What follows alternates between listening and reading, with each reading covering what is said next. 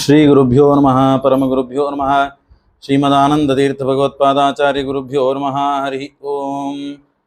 ಜನ್ಮಾದ್ಯಸ್ಯ ಯತೋನ್ಮಯಾದಿತರತಶ್ಚಾರ್ಥೇಷ್ವಭಿಜ್ಞಸ್ವರಾಟ್ ತೇನೇ ಬ್ರಹ್ಮಹೃದಾಯ ಆದಿಕವಯೇ ಮುಖ್ಯಂತಿ M ಸೂರಯಃ ತೇಜೋ ವಾರಿಮೃತಾಂ ಯಥಾ ವಿನಿಮಯೋ ಯತ್ರರ್ತಿ ಸರ್ಗೋ ಮೃಷಾ ಧಾಮ್ನಾ ಸ್ವೇನ ಸದಾ ನಿರಸ್ತಗುಹಕಂ ಸತ್ಯಂ ಪರಂ ಧೀಮಹಿ ಸೃಷ್ಟಿಸ್ಥಿತ್ಯಪ್ಯೇಯಾನ್ಯೇಷಿತಮೋ ಬಂಧಮೋಕ್ಷಾಶ್ಚ ಯಸ್ಮಾತ್ ಅಸ್ಯ ಶ್ರೀ ಬ್ರಹ್ಮರುದ್ರ ಪ್ರಭೃತಿ ಸುರ ನರದ್ವೀಷ ಶತ್ರುತ್ಮಕಸ್ಯ ವಿಷ್ಣೋರ್ವ್ಯಸ್ತಾ ಸಮಸ್ತಾ ಸಕಲಗುಣನಿಧಿ ಸರ್ವದೋಷವ್ಯಪೇತಃ ಪೂರ್ಣಾನಂದ ವ್ಯಯೋ ಯೋ ಗುರುರಪಿ ಪರಮಶ್ಚಿಂದಯೇದಂ ಮಹಾಂತಂ ಧರ್ಮ ವಿಜ್ಞಾನ ವೈರಾಗ್ಯ ಪರಮೈಶ್ವರ್ಯಶಾಲಿನಃ ಆನಂದತೀರ್ಥ ಭಗವತ್ಪಾದಾನ್ ವಂದೇ ನಿರಂತರಂ. ಭವತಿ ಯದನುಭಾವಾದೇಡ ಮೂಕೋಪಿ ವಾಗ್ಬೀಜಡಮತಿರಪಿ ಜಂತುರ್ಜಾಯತೆ ಪ್ರಾಜ್ಞಮೂಲಿಃ ಸಕಲವಚನಚೇತೋ ದೇವತಾ ಭಾರತೀ ಸ ಮಮ ವಚಸಿ ನಿಧತ್ತಾಂ ಸನ್ನಿಧಿಂ ಮಾನಸೇ ಚ. ನಮೋऽस्तु ತಾತ್ವಿಕಾ ದೇವಾಃ ವಿಷ್ಣುಭಕ್ತಿಪರಾಯಣಾಃ ಧರ್ಮಮಾರ್ಗೇ ಪ್ರೇರಯन्तु ಭವಂತಃ ಸರ್ವ ವೈ. ವಕ್ರತುಂಡಮಹಾಕಾಯ ಸೂರ್ಯಕೋಟಿಸಮಪ್ರಭ ನಿರ್ವಿಘ್ನಂ ಕುರು ಮೇ ದೇವ ಸರ್ವಕಾರ್ಯೇಷು ಸರ್ವದಾ. ನೌಮಿನ್ಯಾಯ ಸುಧಾಧಿಕೃಜ್ಜಯ ಮುನೀನ್ ಶ್ರೀಪಾದರಾಟ್ ಸನ್ಮಣೀನ್ ವ್ಯಾಸಾರ್ಯಾನ್ ವಿವಿಧಾಗಮಾಬ್ಧಿವಿಹರಾನ್ ಶ್ರೀವಾದಿರಾಜಾನಪಿ ವಂದೇಹಂ ಸವರಾನ್ ರಘುತ್ತಮಗುರುನ್ ವೈದದ್ಯವಾರಾನಿಧೀನ್ ಶ್ರೀ ಸತ್ಯವೃತ ರಾಘವೇಂದ್ರ ಮುನಿಪಾನ್ ಸದ್ಬೋಧ ಸಧ್ಯಾನಪಾನ್ ವಿದ್ಯಾಯಾಂ ವಿಬುಧಾಚಾರ್ಯಂ ವೇದಜ್ಞಾನಾಬ್ಧಿಚಂದಿರಂ ದುರ್ಮತಧ್ವಾಂತಮಾರ್ತಾಂಡಂ ಸತ್ಯಧ್ಯಾನ ಮುನಿಂಭರೆ. ಸತ್ಯಾಭಿಜ್ಞಕರಾಬ್ಜೋತ್ಥಾನ್ ಪಂಚಾರದ್ವರ್ಷಪೂಜಕಾನ್ ಸತ್ಯಪ್ರಮೋದತೀರ್ಥಾರ್ಯಾನ್ ನೌಮಿನ್ಯಾಯ ಸುಧಾರತಾನ್. ಶಾಸ್ತ್ರೇಷು ಪಾರದರ್ಶ್ವಾನಂ ಶಾಸ್ತ್ರಜ್ಞೇಷು ಚ ವತ್ಸಲಂ ದೀನಭಕ್ತೋದ್ಧಾರಕರಂ ಸತ್ಯಾತ್ಮಾನಂ ಗುರುಂ ಭಜೆ.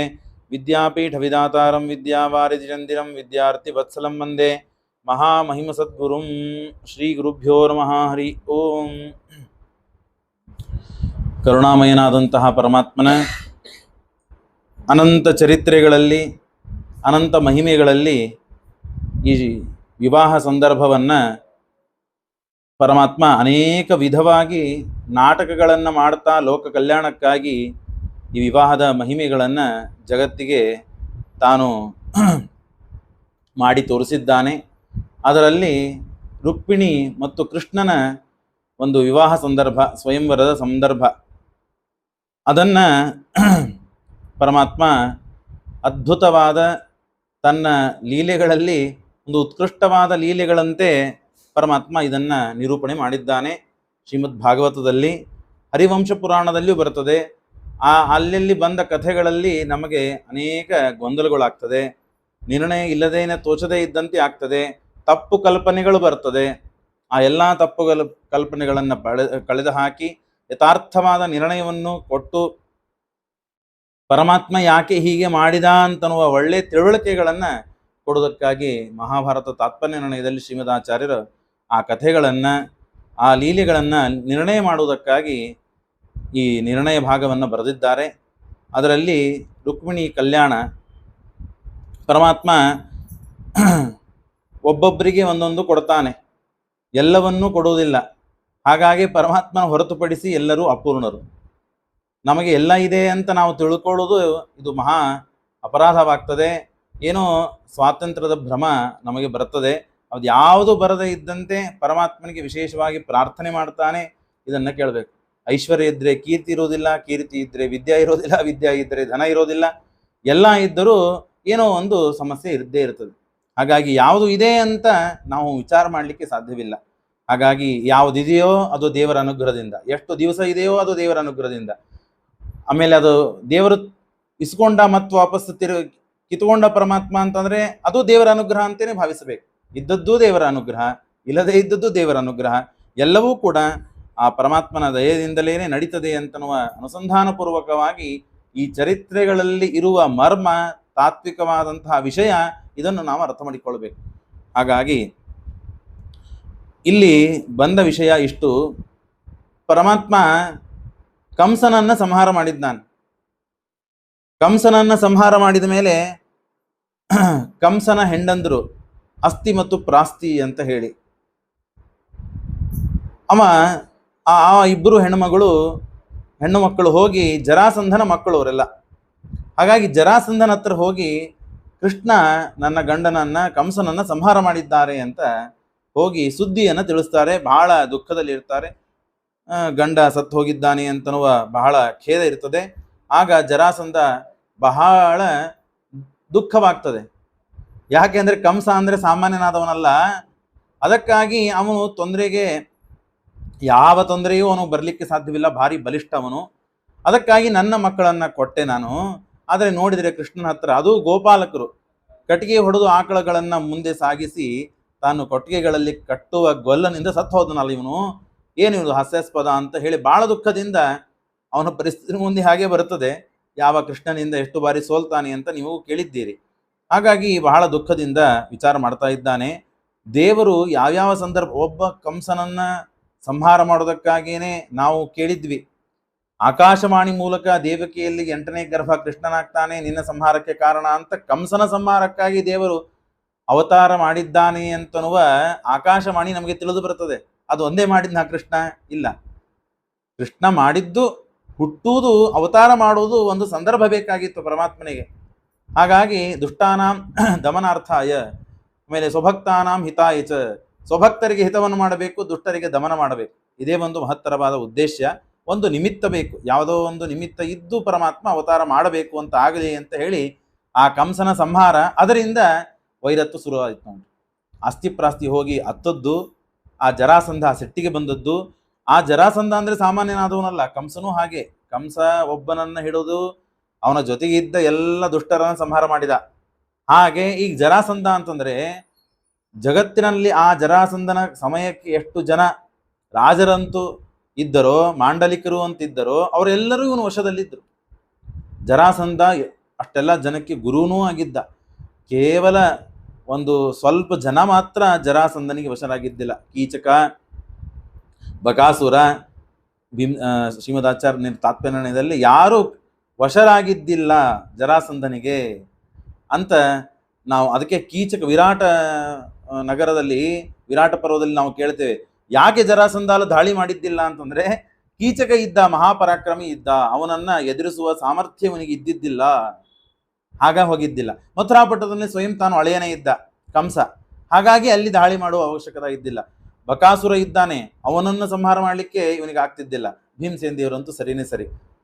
ಹಾಗಾಗಿ ಅನೇಕ ಜನರನ್ನ ತಾನು ವಶಪಡಿಸಿಕೊಳ್ಳಲಿಕ್ಕೆ ಆಗದೇನೆ ಉಳಿದೆಲ್ಲ ಅನೇಕ ಜನರನ್ನ 20-22 ಸಾವಿರ ರಾಜರನ್ನ ತಾನು ವಶಪಡಿಸಿಕೊಂಡಿದ್ದ ಅಂತ ನಾವು ಕೇಳ್ತೇವೆ. ಆಮೇಲೆ ಅಷ್ಟೇ ಅಲ್ಲದೇನೆ ನರಕಾಸುರ ಅಂತ ಒಬ್ಬ ರಾಕ್ಷಸ, ಅವನು ವರಾಹದೇವರು ಮತ್ತು ಭೂದೇವಿಯ ಮಗ. ಎಷ್ಟು ಪರಮಾತ್ಮನ ಅವತಾರಗಳನ್ನೆಲ್ಲ ಕಂಡಿದ್ದಾನೆ ವರಾಹದೇವರು. ಆದಿವರಾಹ, ಆ ಆದಿವರಾಹ ಪರಮಾತ್ಮನಿಂದ ಹುಟ್ಟಿದ ಅಂತಹ ಇವ ದೈತ್ಯ, ಭಾರಿ ಸಮರ್ಥ. ಈ ಯಾರ ದುಷ್ಟರನ್ನ ಶಿವಭಕ್ತ ಜರಾಸಂಧ, ಹಾಗಾಗಿ ಎಲ್ಲರನ್ನು ಕೊಲ್ಲಬೇಕು, ಸಂಹಾರ ಮಾಡಬೇಕು ಅಂತ ಇಟ್ಕೊಂಡಿದ್ದ. ಅವರ ಮಕ್ಕಳು ಅಥವಾ ಹೆಣ್ಣು ಮಕ್ಕಳು ಅಂತೇನಿದ್ದಾರೋ ಅವರನ್ನೆಲ್ಲ ನರಕಾಸುರ ತಾನು ತನ್ನ ಬಂಧೆಯಲ್ಲಿ ಇಟ್ಟುಕೊಂಡಿದ್ದ. ಹಾಗಾಗಿ ಹೆಣ್ಣು ಮತ್ತು ಗಂಡು ಈ ಎರಡನ್ನೂ ಸಂಹಾರ ಮಾಡಬೇಕು ಅಂತ ಒಂದು ದೊಡ್ಡ ಯಾಗದಲ್ಲಿ ಬಲಿ ಕೊಡಬೇಕು ಅಂತ ಇವರಿಬ್ಬರು ರಾಕ್ಷಸರು ಅದನ್ನ ಒಂದು ದೊಡ್ಡದಾದ ಮತ್ತೆ ಪುಣ್ಯದ ಕೆಲಸ ಅಂತ ತಾವು ಭಾವಿಸಿಕೊಂಡು ವಿಚಾರ ಮಾಡಿ ತಾವು ಕೂತಿದ್ರು, ಅದನ್ನ ಮಾಡ್ತಾ ಇದ್ರು ಕಾರ್ಯ. ದೇವರು ಇದನ್ನೆಲ್ಲ ವಿಚಾರ ಮಾಡಿ ಕೃಷ್ಣ ಏನು ಮಾಡಿದ, ಭೂಭಾರ ಹರಣವಾಗಬೇಕು ನಿಜ, ಆದರೆ ಈ ದುಷ್ಕರ್ಮದಲ್ಲಿ ಪ್ರವೃತ್ತಿಗೊಂಡು ಭೂಭಾರ ಹರಣವಾದರೆ ಅದಕ್ಕೆ ತತ್ವ ಸರಿಗೆ ಆಗೋದಿಲ್ಲ ಅಂತ ವಿಚಾರ ಮಾಡಿ ಪರಮಾತ್ಮ ಮೊದಲಿಗೆ ಮೂಲ ಬೀಜ ಏನು, ಮಕ್ಕಳ ಮೇಲೆ ತಂದೆ ತಾಯಿಗೆ ಬಹಳ ಪ್ರೀತಿ ಇರ್ತದೆ.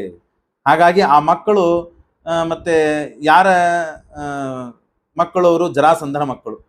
ಅದು ಯಾರಿಗೆ ಕೊಟ್ಟಿದ್ದಾನೆ, ಈ ಕಂಸನಿಗೆ ಕೊಟ್ಟು ಮದುವೆ ಮಾಡಿದ್ದಾನೆ. ಹಾಗಾಗಿ ಆ ಕಂಸ ಸತ್ತ ಅಂದ್ರೆ ಏನೋ ಇಲ್ದೇನೆ ಅವನು ಸಿಟ್ಟಿಗೆ ಬರ್ತಾನೆ.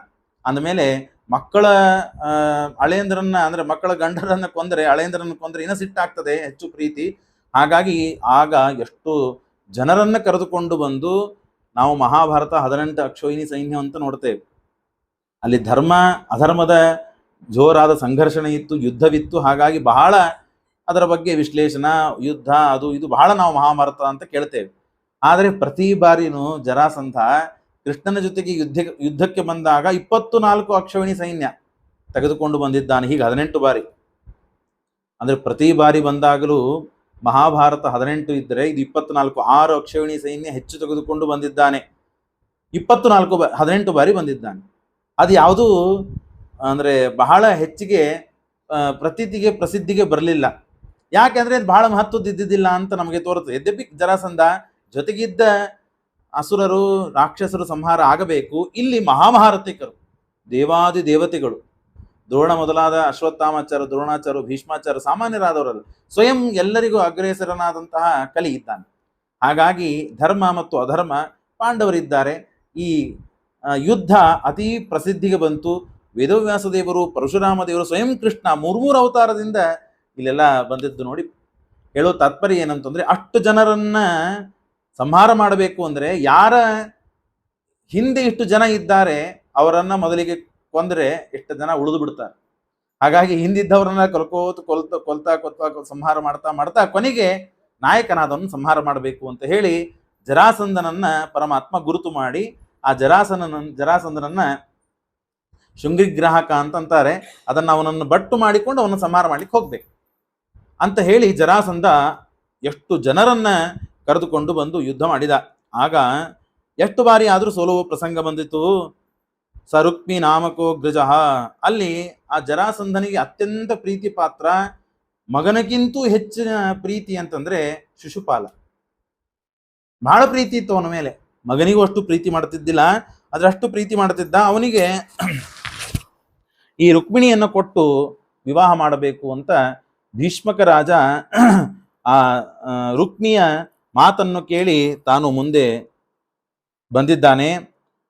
ಪ್ರಘೋಷಿತೋ ಸ್ವಯಂವರೇ ಅಥ ತೇನ ಮಾಗದಾದಯ ಸಮಯು ಉಗ್ರಪೌರುಷಾ ಸಸಾಲ್ವ ಪೌಂಡಛೇದಿಪಾಹ ರುಕ್ಮಿ, ರುಕ್ಮರಥ, ರುಕ್ಮಬಾಹು, ರುಕ್ಮಮಾಲಿ, ರುಕ್ಮಿಣಿ ಅಂತ ಹೇಳಿ ಇಕ್ಕಿ 5ನೇದವಳು. 4 ಜನ ಗಂಡು ಹುಡುಗರಿದ್ದಾರೆ. 5ನೇದವಳು ರುಕ್ಮಿಣೀಶ ಸಸಾಸತಿ ಅಂತ ನಾವು ಭಾಗವತದಲ್ಲಿ ಕೇಳಲಿಕ್ಕೆ ಸಿಗ್ತದೆ. ರುಕ್ಮಿಣಿ ಅಂತಂದ್ರೆ ಬಹಳ ಶ್ರೇಷ್ಠ ಉತ್ತಮ ಕನ್ಯೆಯವಳು. ಅಂತ ರುಕ್ಮಿಣಿಯನ್ನ ಮತ್ತು ಶಿಶುಪಾಲನಿಗೆ ಕೊಡಬೇಕು ಅಂತ ವಿಚಾರ. ತನ್ನಿಮಿತ್ತ ಏನು ಅಂದ್ರೆ ಸ್ವಯಂವರ, ಶಿಶುಪಾಲನಿಗೆ ಕೊಡಬೇಕು, ಏನೋ ಒಂದು ನಿಮಿತ್ತ ಬೇಕಲ್ಲ, ಹಾಗಾಗಿ ಸ್ವಯಂವರ ಮಾಡಬೇಕು ಅಂತ. ತದಾ ಜಗಾಮ ಕೇಶವೋ ಜವೇನ ಕುಂಡಿನಂ ಪ್ರತಿ. ಆಗ ನಾವು ಇದು ಭಾಗವತದಲ್ಲಿ ಕೇಳ್ತೇವೆ. ಅದರ ಪೂರ್ವ ಹಿನ್ನೆಲೆಯನ್ನ ಕಥೆ ಇದೆ, ಅದನ್ನ ನಿರ್ಣಯ ಮಾಡಿ ಕೊಡ್ತಾರೆ ಶ್ರೀಮದಾಚಾರ್ಯ. ಏನು ಅಂದ್ರೆ, ಕೃಷ್ಣ ಪರಮಾತ್ಮ ಸ್ವಯಂ ತಾನು ದ್ವಾರಕೆಯಿಂದ ಈ ಸುದ್ದಿ ಕೇಳಿ ಬಂದ ಮೇಲೆ ದ್ವಾರಕೆಯಿಂದ ಓಡಿ ಬರ್ತಾನೆ.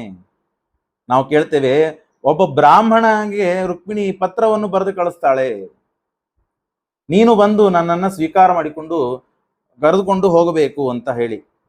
ಯಾವಾಗಲೇ ನೋಡ್ಬೇಕು ನಾವು, ಶ್ರೀನಿವಾಸನ ಕಲ್ಯಾಣ ಆಯ್ತು, ಆಮೇಲೆ ಸೀತಾ ಕಲ್ಯಾಣ ಆಯ್ತು. ಅಂದ್ರೆ ಎಷ್ಟೋ ದಿನ ಬಿಟ್ಟು ಹೋಗಿತ್ತು, ಅದನ್ನು ಮತ್ತು ಒಂದು ಕಡೆಗೆ ಕೂಡಿಸಿದವನು ಹನುಮಂತ. ಇದು ಸೀತಾ ಕಲ್ಯಾಣ. ಸ್ವಯಂವರ ಆದದ್ದು ಯಾವಾಗಾದರೂ ರಾವಣ ಅಪಹಾರ ಮಾಡಿಕೊಂಡು ಹೋದ, ಅಲ್ಲಿ ಬಂದವರು ಹನುಮಂತ ದೇವರು. ಹನುಮಂತ ದೇವರು ಚೂಡಾಮಣಿ ಅದು ಇದು ಎಲ್ಲ ಒಟ್ಟಿಗೆ ಯುದ್ಧದಲ್ಲಿ ಅತ್ಯಂತ ಪ್ರಧಾನ ಪಾತ್ರವನ್ನು ವಹಿಸಿ ರಾಮ ಮತ್ತು ಸೀತೆ ಮತ್ತು ಜಗತ್ತಿಗೆ ಕೂಡುವಂತೆ ಮಾಡಿದರು. ನಿತ್ಯಾವಿಯೋಗಿ ಎಂದು ಜೊತೆಗೆ ಇರ್ತಾರೆ, ಆದರೂ ಕೂಡುವಂತೆ ಮಾಡುವ ಮಹಾ ಜವಾಬ್ದಾರಿಯನ್ನ ವಹಿಸಿದವರು ಹನುಮಂತ ದೇವರು. ಆಮೇಲೆ ಈ ಕಡೆಗೆ ವೆಂಕಟೇಶ ದೇವರು, ಪದ್ಮಾವತಿ ದೇವಿ ಕೂಡ್ಲಿಕ್ಕೆ ಪ್ರಧಾನ ಪಾತ್ರರಾದವರು ಶುಕಾಚಾರ್ಯರು. ಶುಕಾಚಾರ್ಯ ಪತ್ರ ತೆಗೆದುಕೊಂಡು ಹೋದದ್ದು, ಅಲ್ಲಿಂದ ಪತ್ರ ಇಲ್ಲಿ ತಂದು ಮುಟ್ಟಿಸಿದ್ದು. ಅಲ್ಲೇನಾದ್ರೂ ಪತ್ರದಲ್ಲಿ ನಾನು ಮಾಡ್ಕೊಳ್ತೇನೆ ಅಂತನ್ನೋದನ್ನು ಇಲ್ಲ, ಮಾಡ್ಕೊಳ್ಳೋದಿಲ್ಲ ಅಂತ ಹಾಕಿಬಿಟ್ರೆ ಮುಗಿದೋಯ್ತಿಲ್ಲ ಪತ್ರ, ವ್ಯತ್ಯಾಸ ಮಾಡಿದರೆ. ಹಾಗೆ ಮಾಡಲಿಲ್ಲ. ಅಂದ್ರೆ ಪತ್ರದಲ್ಲಿ ಆಯಿತು.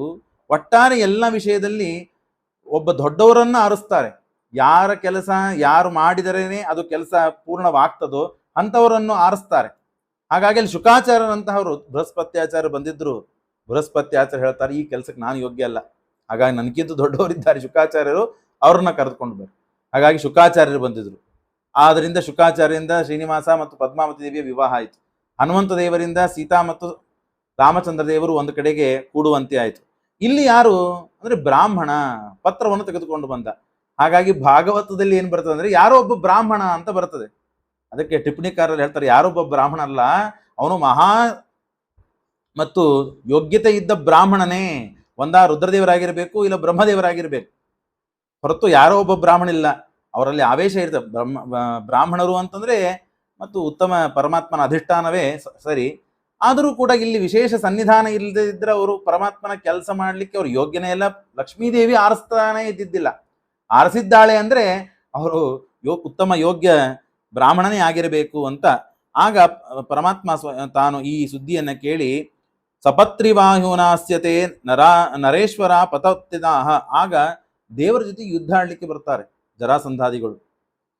ಜರಾಸಂಧಾದಿಗಳು. ದೇವರ ಜೊತೆಗೆ ಯುದ್ಧ ಆಡ್ಲಿಕ್ಕೆ ಬಂದಾಗ ಗರುಡ ವಾಹನನಾಗಿ ಪರಮಾತ್ಮ ಬಂದಾಗ ಕೇವಲ ಗರುಡನ ರೆಕ್ಕೆಗಳು ಬಡೆದರೆ ಮಾತ್ರಕ್ಕೆ ಎಲ್ಲರೂ ಹಾರಿಕೊಂಡು ಹೋಗ್ಲಿಕ್ಕೆ ಪ್ರಾರಂಭ ಮಾಡಿದ್ರು. ಎಷ್ಟೋ ಜನ ಸತ್ರು. ಆಗ ವಿಚಾರ ಮಾಡ್ತಾರೆ, ಗರುಡನ ಶಕ್ತಿನೇ ಇಷ್ಟಿದೆ, ಅವನ ವೇಗನೆ ತಡಿಲಿಕ್ಕೆ ಆಗ್ತಾ ಇಲ್ಲ ನಮಗೆ. ಗರುಡನ ಮೇಲೆ ಕುತ್ತ ಗರುಡಾರೂಢನಾದ ಪರಮಾತ್ಮನ ಶಕ್ತಿ ಎಷ್ಟಿದೆ ಅಂತ ಏನ್ ಹೇಳ್ಬೇಕು. ಅವನ ಜೊತೆಗೆ ಯುದ್ಧ ಆಡ್ಲಿಕ್ಕೆ ನಾವು ಹೋಗ್ತಾ ಇದ್ದೇವೆ, ಮೂರ್ಖತನ ಮಾಡ್ತಾ ಇದ್ದೇವೆ ನಾವು. ಹಾಗಾಗಿ ಹೋಗುವ ಅಗತ್ಯವಿಲ್ಲ. ಪತ್ರ ಬಾಹುನಾಸ್ಯತೆ ನರೇಶ್ವರ ಪ್ರಪಾಪಿತ ಯದೇ ದೃಶಂ ಸ ಪತ್ರಿಣೋ ಬಲಂ ಹರೇ ಕಿಮಸ್ಯತೆ. ಹಾಗಾಗಿ ಪರಮಾತ್ಮನ ಬಲ ಎಷ್ಟು ಅಂತ ನಾವು ಊಹಾ ಮಾಡ್ಲಿಕ್ಕೆ ಸಾಧ್ಯವಿದೆಯಾ? ಹಾಗಾಗಿ ಇದನ್ನು ಒಂದು ಕಡೆಗೆ ಹೇಳ್ತಾರೆ, ಗರುಡ ದೇವರು ಪ್ರತಿನಿತ್ಯ ಮತ್ತೇನಂತಂದ್ರೆ ಪರಮಾತ್ಮನನ್ನ ಆಚೆ ಈಚೆ ಸಂಚಾರ ಮಾಡ್ತಾ ಕರ್ಕೊಂಡು ಹೋಗ್ತಾರೆ. ಸಂಚಾರ ಮಾಡ್ತಾ ಎಲ್ಲೋ ಒಂದು ಊರಿಗೆ ಹೋಗ್ಬೇಕು, ನಗರಕ್ಕೆ ಹೋಗ್ಬೇಕು, ದೇಶಕ್ಕೆ ಹೋಗ್ಬೇಕು, ಗ್ರಾಮಕ್ಕೆ ಹೋಗ್ಬೇಕು ಅಂದ್ರೆ ನಾವು ಬೈಕು ಕಾರುಗಳೆಲ್ಲ ಅಡ್ಡಾಡದಂತೆ ಪರಮಾತ್ಮ ಹೇಗೆ ಹೋಗ್ಬೇಕು? ವಾಹನ ಮೇಲೆ ಹೋಗ್ಬೇಕು. ಅದ್ಯಾರು? ಗರುಡ ಹೋಗ್ತಾ ಇರಬೇಕಾದಾಗ ದೇವರಿಗೆ ಏನಾದ್ರೂ ಒಂದು ಮತ್ತು ಸ್ವರ ಬೇಕಲ್ಲ. ನಾವು ಹೋಗ್ತಾ ಇದ್ದಾಗ ಹಾಡುಗಳನ್ನು ಕೇಳ್ತಾ ಹೋಗ್ತೇವೆ, ಕಾರದಲ್ಲಿ ಪ್ರವಚನಗಳನ್ನು ಕೇಳ್ತಾ ಹೋಗ್ತೇವೆ. ಹಾಗೆ ದೇವರಿಗೆ ಸೇವೆ ಏನ್ ಮಾಡಬೇಕು ಅಂದ್ರೆ, ದೇವರಿಗೆ ಸೇವೆ ಮಾಡುವ ಭಾಗ್ಯ ಗರುಡನಿಗೆ ಎಷ್ಟು ಇದೆ ನೋಡ್ರಿ. ಎಷ್ಟು ಪುಣ್ಯ ಮಾಡಿದ್ದಾನೆ ಗರುಡ ಅಂತಂದ್ರೆ, ವೇದ ಘೋಷವನ್ನು ಮಾಡ್ತಾ ವೇದವನ್ನ ಘೋಷ ಮಾಡ್ತಾ ಗರುಡ ದೇವರು ದೇವರನ್ನ ಕರೆದುಕೊಂಡು ಹೋಗ್ತಾನಂತೆ. ಮುಖದಿಂದ ವೇದ ಘೋಷ ಅಲ್ಲ, ರೆಕ್ಕೆಗಳಿಂದ. ರೆಕ್ಕೆ ಬಡೆದರೆ ಸಾಕು ವೇದ ನಾದ. ಯಾಕೆ ಅಂದ್ರೆ ಎಲ್ಲ ಶಬ್ದ ಗುಣಕಂ ಆಕಾಶಂ ಅಂತ ನಮ್ಮ ಶಾಸ್ತ್ರ. ಇವೆಲ್ಲ ಅಕ್ಷರಗಳು ವರ್ಣಗಳು ಎಲ್ಲಿವೆ? ಆಕಾಶದಲ್ಲಿವೆ. ಹೀಗೆ ಶಬ್ದ ಮಾಡಿದ್ವಿ ನಾವು. ಎಲ್ಲಿಂದ ಬಂತು? ಆಕಾಶದಿಂದ ಬಂತು. ಅಕಾರವನ್ನು ಉಚ್ಚಾರ ಮಾಡಿದೆ. ಆ ಅಕಾರ ಅಂತನೂ ವರ್ಣ ಎಲ್ಲಿದೆ? ನನ್ನ ಬಾಯಿಂದ ಬಂದದ್ದಲ್ಲ. ನನ್ನ ಬಾಯಿ ಆ ಶಬ್ದವನ್ನು ಹುಟ್ಟುವಂತೆ ಮಾಡಿತು. ಇದ್ದ ಶಬ್ದ ಹುಟ್ಟುವಂತ ಅನ್ನಬಾರದು, ಸುಮ್ಮನೆ ದೃಷ್ಟಾಂತ ಕೇಳಿದೆ. ಅಭಿವ್ಯಕ್ತಿ ಮಾಡುವಂತೆ ಮಾಡಿತು.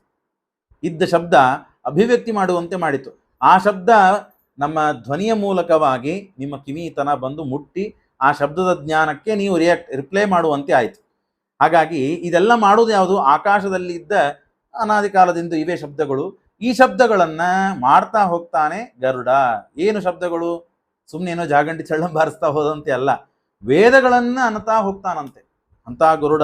ಆ ಗರುಡನ ಗಾಳಿಯಿಂದ, ಆ ಗರುಡನ ರೆಕ್ಕೆಯ ವೇಗದಿಂದ ಎಲ್ಲ ಜನ ಸಾಯ್ತಾ ಇದ್ದಾರಂತೆ. ಅಥಾಬ್ರವೀತ್ ಜರಾಸುತಃ, ಆಗ ಜರಾಸಂಧ ಇವನು ಹೇಳ್ತಾನೆ, ಜಯೀ ಪಯೋಬ್ಧಿ ಮಧ್ಯಮ. ನಾವು ಹಿಂದಕ್ಕೆ ದೇವರ ಜೊತೆಗೆ ಯುದ್ಧಕ್ಕೆ ಹೋಗಿದ್ವಿ. ಅವನು ಕ್ಷೀರಸಾಯಿ ಆಗಿ ತಾನು ಮಲಗಿದಾಗ ಆವಾಗ ಈ ಗರುಡನ ಬಂದು, ಆ ಜರಾಸಂಧನ ಗರುಡ ಬಂದು ಕಿಲೇಶ ಪಕ್ಷಿವಾಹನೋ ಯತಶ್ಚತೆಯಿಂದ ನಾಣ್ಯತ ಜಿತಾವಯಂ. ಆಗ ಅವನ ಹತ್ರ ಹೋಗಿ ನಾವು ಗೆಲ್ಲಿಕ್ಕಾಗ್ಲಿಲ್ಲ. ಕ್ಷೀರಸಾಗರದಲ್ಲಿ ಇದ್ದ ಪರಮಾತ್ಮ ನಾವು ಹೋಗಿ ಯುದ್ಧ ಮಾಡಬೇಕು ಅಂತಂದ್ರೆ ಗೆಲ್ಲಿಕ್ಕಾಗ್ಲಿಲ್ಲ. ವಯಂ ಸರ್ವಶಃ ಅಮುನಾ ಏಕಏವ ಸಂಕುಲೆ ಅನೇಕಶಃ ನ ಸಂಗತೈಹಿ. ಒಬ್ಬರೇ ಹೋದ್ವಿ, ಎಲ್ಲರೂ ಕೂಡಿಕೊಂಡು ಹೋದ್ವಿ. ಜಿತಃ ಕದಾಚಿದೇಶಹಿ, ನಮ್ಮ ಕಡೆಯಿಂದ ಗೆಲ್ಲಿಕ್ಕಾಗ್ಲಿಲ್ಲ, ಅಷ್ಟು ಶಕ್ತಿಶಾಲಿ. ಹಾಗಾಗಿ ಕೃಷ್ಣ ಬಂದ ಅಂತಂದ್ರೆ ಅವನನ್ನು ತಡಿಲಿಕ್ಕೆ ನಮ್ಮ ಕಡೆಯಿಂದ ಆಗೋದಿಲ್ಲ. ಬಂದಿದ್ದಕ್ಕೆ ಸ್ವಾಗತ ಮಾಡುವ ಮತ್ತೆ ಒಳ್ಳೆ ಗುಣಗಳು ನಮ್ಮಲ್ಲಿಲ್ಲ. ಹಾಗಾಗಿ ಅವನನ್ನ ಇಲ್ಲಿ ಒಟ್ಟಾರೆ ಅವಮಾನ ಮಾಡಿ ಕಳಿಸ್ಬೇಕು. ಬರೋನೇ ಅವನು ಯಾಕೆ ಬಿಡ್ತಾನೆ? ಅವನಿಗೆ ಆಮಂತ್ರಣ ಇದೆ ಅಂದ್ಮೇಲೆ ಅವನು ಬರ್ತಾನೆ. ಬಂದಾಗ ಯಾವ ರೀತಿಯಿಂದಲೂ ಅವನಿಗೆ ಮತ್ತೇನಂದ್ರೆ ಮರ್ಯಾದೆ ಸಿಗಬಾರದು. ಹಾಗೆ ಏನಾದ್ರೂ ಮಾಡ್ಬೇಕು. ಇಲ್ಲದೇ ಇದ್ರೆ ಏನು ಮಾಡಿದರೂ ಕೂಡ ಆ ಕೃಷ್ಣನನ್ನ ಹಿಡ್ಲಿಕ್ಕೆ ಸಾಧ್ಯವಿಲ್ಲ. ಅಮುಷ್ಯ ಜಾಗ್ರಜ. ಹಿಂದಕ್ಕೆ ಏನಾಯ್ತು ಅಂದ್ರೆ, ಯುದ್ಧ ಮಾಡುವ ಪ್ರಸಂಗದಲ್ಲಿ ಕೃಷ್ಣ ಬಲರಾಮರಿದ್ರು. ಕೃಷ್ಣ ಸ್ವಲ್ಪ ದೂರದಲ್ಲಿದ್ದ. ಆಗ ಬಲರಾಮ ಬಂದು ನನ್ನನ್ನು ಹಿಡಿದು ಬಿಟ್ಟ. ಜರಾಸಂಧ ಹೇಳ್ತಾನೆ, ಹಿಡಿದಾಗ ಅವನೇ ನನ್ನನ್ನು ಕೊಲ್ಲುವ ಹಂತ ಬಂದು ಬಿಟ್ಟಿತ್ತು. ಆಗ ಕೃಷ್ಣ ತಡಿದ, ಏ ಬಲರಾಮ, ಇದು ನಿನ್ನ ಕೆಲಸ ಅಲ್ಲ, ನೀನು ಬಿಟ್ಬಿಡು ಅಂತ ಹೇಳಿ. ಅಂದ್ರೆ ಕೃಷ್ಣ ಬಲರಾಮರಿಬ್ರು ಇಷ್ಟು ಬಲಿಷ್ಠರಿದ್ದಾರೆ ಅಂದ್ರೆ, ಅನೇಕ ಬಾರಿ ನಾನು ಸಾಯುವುದನ್ನು ತಪ್ಪಿಸಿಕೊಂಡು ಓಡಿ ಹೋಗುವ ಪ್ರಸಂಗ ಬಂದಿದೆ. ಅಂದ ಮೇಲೆ ಇವನು ಯಾರು? ಇವನು ವಿಶ್ವಾಸದ ಮೇಲೆ ಇವನು ಗುರು, ಇವನೇ ದೇವತೆ ಅಂತ ಎಲ್ಲ ದೈತ್ಯರಿಗಿದ್ದಾಗ, ಅಗ್ರನಾದ ನಾಯಕನಾದವನೇ ಓಡಿ ಹೋಗುವ ಪ್ರಸಂಗಗಳಿದ್ದಾಗ ಇವನನ್ನ ಹಿಂಬಾಲಿಸಿಕೊಂಡು ಜನ ಏನಿರ್ತಾರೆ? ಇರ್ಲಿಕ್ಕೆ ಸಾಧ್ಯವಿಲ್ಲ. ಹಾಗಾಗಿ ಅದೃಶ್ಯ ಆಕಾಶವಾಣಿ ಆಯಿತು. ಏನಂದ್ರೆ, ಬಲರಾಮ ಅವನನ್ನು ಬಿಟ್ಬಿಡು, ಇದು ನಿನ್ನ ತುತ್ತಲ್ಲ, ಇವನ್ ಬಿಟ್ಬಿಡು, ಇವನನ್ನು ಕೊಲ್ಲವನು ಬೇರೆ ಇದ್ದಾನೆ. ಅದಕ್ಕೆಲ್ಲ ಶ್ರೀಮದಾಚಾರ್ಯ ನಿರ್ಣಯ ಕೊಡ್ತಾರೆ. ಶಕ್ತಿ ಇದ್ದರೂ ಆ ಕೆಲಸ ದೇವರು ಅವನ ಕಡೆಯಿಂದ ಮಾಡಿಸುವುದಿಲ್ಲ. ಯಾಕೆ ಅಂದ್ರೆ ಶಕ್ತಿ ಇದ್ದ ಮಾತ್ರಕ್ಕೆ ಯೋಗ್ಯತೆ ಬೇಕು. ಆ ಕೆಲಸ ಆದರೆ ಎಷ್ಟು ಪುಣ್ಯ ಬರುತ್ತದೋ ಆ ಪುಣ್ಯ ಭಾಜನಾಗುವ ಇವನಿಗೆ ಯೋಗ್ಯತೆ ಬೇಕು. ಜರಾಸಂಧ ಸತ್ತ ಅಂದರೆ ಜರಾಸಂಧನನ್ನ ಕೊಲ್ಲುವ ವ್ಯಕ್ತಿ ಎಂಥವನಿದ್ದಾನೆ ಅಂದ್ರೆ ಅವನು ಬ್ರಹ್ಮ ಪದವಿಯನ್ನು ಹೊಂದುವ ಯೋಗ್ಯತಾ ಉಳ್ಳವನಾಗಿರ್ಬೇಕು. ಅಂತ ವ್ಯಕ್ತಿ ಮಾತ್ರ ಚತುರ್ಮುಖತ್ವ ಯೋಗ್ಯತಾ ಅಂತ ಶ್ರೀಮದಾಚಾರ್ಯ 21ನೇ ಅಧ್ಯಾಯದಲ್ಲಿ ನಿರ್ಣಯದಲ್ಲಿ ತಿಳಿಸಿಕೊಡ್ತಾರೆ.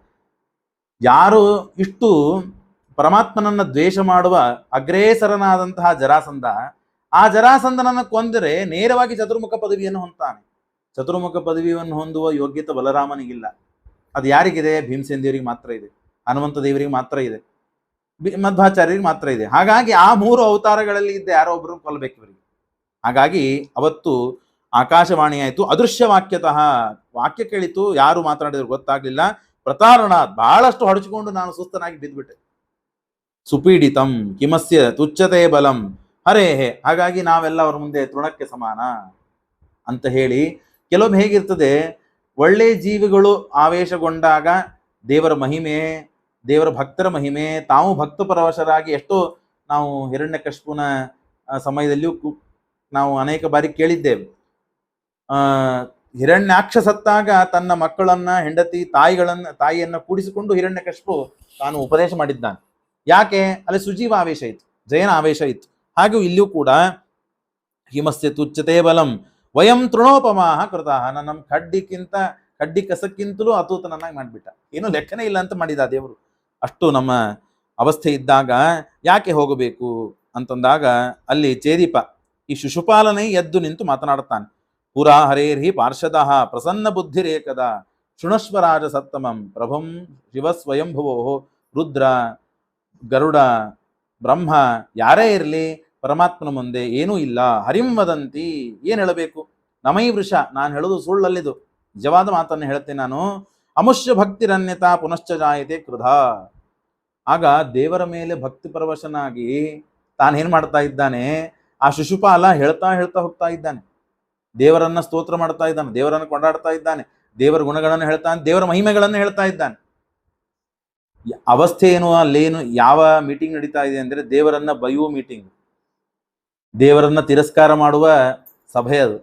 ಅಂತಾದ್ರೊಳಗೆ ಯಾರು ದೇವರನ್ನ ಬೈಬೇಕು ಅವನು ಎದ್ದು ನಿಂತು ದೇವರನ್ನು ಸ್ತೋತ್ರ ಮಾಡ್ತಾ ಇದ್ದಾನೆ. ಎಲ್ಲರೂ ಗಪ್ಗಾರಾದ್ರು. ನಾನು ನಿಮ್ಮನ್ನು ಹೇಳಿದ್ದು ಮೋದಿನ ಬೈಲಿಕ್ಕೆ, ನೀನು ಮೋದಿನ ಹೊಗಳಿ ಬಂದ್ರೆ ಏನು ಮಾಡಿ ನಾನು? ಹಾಗಿದ್ದಂತೆ ಇಲ್ಲಿ ಏನಾಯ್ತು ಅವಸ್ಥೆ, ದೇವರನ್ನ ಬೈಯುವಂತಹ ಶಿಶುಪಾಲ ಅವನು ಜರಾಸಂಧ ಇಷ್ಟು ಅವನ ಮೇಲೆ ಪ್ರೀತಿ ಮಾಡ್ತಾನೆ. ಇಷ್ಟು ಪ್ರೀತಿ ಪಾತ್ರನಾದವನು ಜರಾಸಂಧನಿಗೆ ವಿರುದ್ಧನಾದ ದೇವರನ್ನ ಸ್ತೋತ್ರ ಮಾಡುವ ಪ್ರಸಂಗ ಬಂತಲ್ಲ, ಏನಿದು ಅಂತಂದ್ರೆ ಆಗ ಜಯನ ಅಲ್ಲಿ ಆವೇಶ ಇತ್ತು. ಹಾಗಾಗಿ ಇಷ್ಟೆಲ್ಲ ಮಾತನಾಡಿದ. ಆವಾಗ ಜರಾಸಂಧ ಬಹಳ ಸಿಟ್ಟಿಗೆ ಬಂದ. ಈ ಸಂದರ್ಭಗಳನ್ನೆಲ್ಲ ನೋಡಿ ಆ ಶಬ್ದಗಳನ್ನು ಕೇಳಲಿಕ್ಕಾಗಲಿಲ್ಲ. ಇತೀರಿತು ಜರಾಸುತಃ ದದರ್ಶತವು ದಹನ್ನಿವ, ಸುಟ್ಟೇ ಹಾಕಬೇಕು ನಾನು ಇವನನ್ನ ಅಂತ ಆ ಪ್ರಸಂಗವನ್ನು ತೋರಿಸ್ತಾ ಕಣ್ಣಿನಿಂದ ಬೆಂಕಿ ಸುರಿಸುವಂತೆ ಸಿಟ್ಟಿಗೆ ಬಂದಿದ್ದಾನೆ. ಅತಪ್ರಹಸ್ಯ ಸೋಭರಾಟ್, ಆಗ ಸಿಟ್ಟಿಗೆ ಬಂದಿದ್ದಾನೆ. ಆ ಪ್ರಸಂಗ ಆದರೆ ಏನೋ ಒಂದು ಅನಾಹುತವಾಗ್ತದೆ, ಏನೋ ಯಾರೋ ಸತ್ತು ಹೋಗ್ಬಿಟ್ರೆ ಏನ್ ಮಾಡ್ಬೇಕು, ನಮ್ಮವರಲ್ಲಿ ಆ ಪ್ರಸಂಗ ಬರಬಾರದು ಅಂತ ಹೇಳಿ ನಗತಾ ಆ ಪ್ರಸಂಗವನ್ನು ಬದಲಾಯಿಸಿ ಬಿಡುತ್ತಾನೆ ಸೌಭರಾಟ್. ಯಾರು? ಸಾಲ್ವ, ಬ್ರಹ್ಮದತ್ತ. ಆ ಪ್ರಸಂಗ ಹಾಗೆ ಮುಂದುವರಿತು ಅಂದ್ರೆ ಜರಾಸಂಧ ಸಿಟ್ಟಿಗೆ ಬರ್ತಾನೆ, ಏನೋ ಒಂದು ಆಗ್ಬಿಡ್ತದೆ. ಹಾಗಾಗಬಾರದು ಅಂತ ಹೇಳಿ ಸ್ವಲ್ಪ ಅಲ್ಲಿ ಪರಿಸ್ಥಿತಿಯನ್ನ ಬದಲಾಯಿಸಬೇಕು ಅಂತ ಹೇಳಿ ನಗತಾ ಇವನು ಹೇಳ್ತಾನೆ.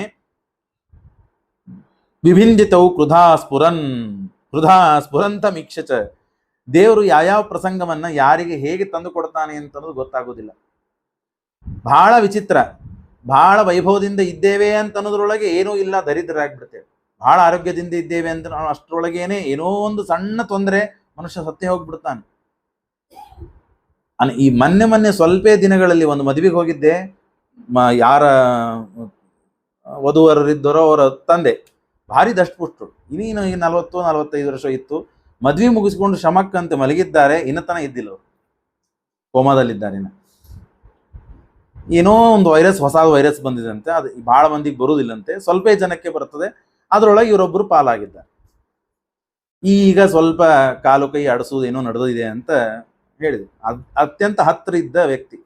ಅಂದ್ರೆ ಇವೆಲ್ಲ ಪ್ರಸಂಗಗಳನ್ನು ನಾವು ನೋಡಿದ್ರೆ ನಾವು ಏನೋ ಈ ಸ್ವಲ್ಪ ಇದ್ದೇವೆ ಅಂತ ಹೇಳಿ ಬಹಳ ವೈಭವದಿಂದ ಇದ್ದೇವೆ ಅಂತ ನಾವು ತಿಳಿದಿರ್ತೇವೆ. ಏನೋ ಒಂದು ಸಣ್ಣ ನರ ಏನೋ ಹೆಚ್ಚು ಕಮ್ಮಿ ಆಯಿತು ಅಂದ್ರೆ ನಮ್ಮ ಅವಸ್ಥೆ ಮುಗೀತು.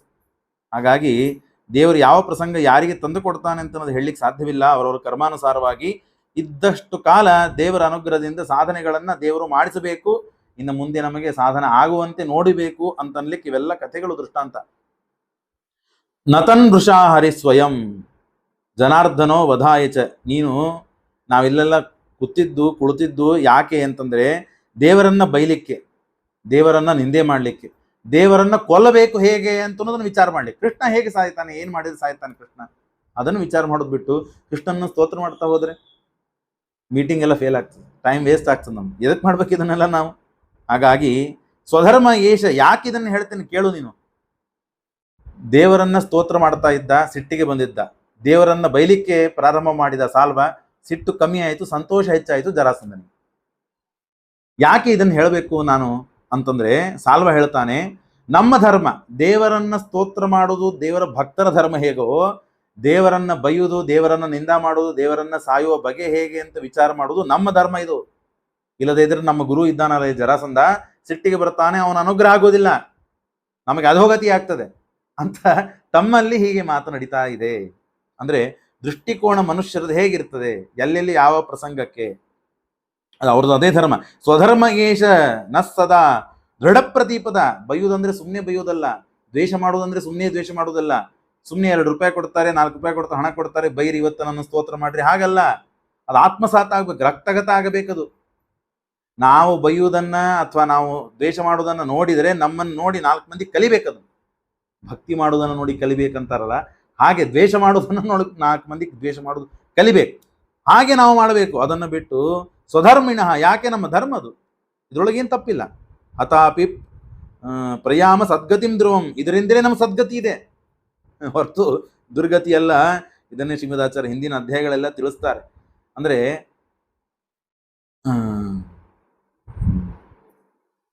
ನೈವಾಸುರಾಣಾಂ ಕ್ವಚಿತ್ ಅನ್ಯಥಾಸ್ಯ ಕದಾಚಿತ್ ಕೇನಚಿತ್ ಕ್ವಚಿತ್ ಯದಾತು ಭಕ್ತಿ ಸದ್ಭಾವೇ ನೈವ ಗೃಹ್ಣಂತಿ ತತ್ಪರಂ ಅಂತ ಹಿಂದೆ ಬರುತ್ತದೆ.